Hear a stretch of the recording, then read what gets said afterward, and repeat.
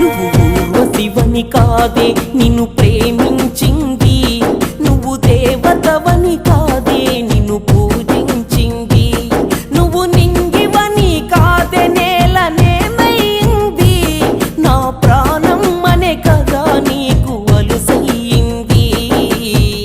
రాతలో లేని రాధమ్మ చెప్పలేను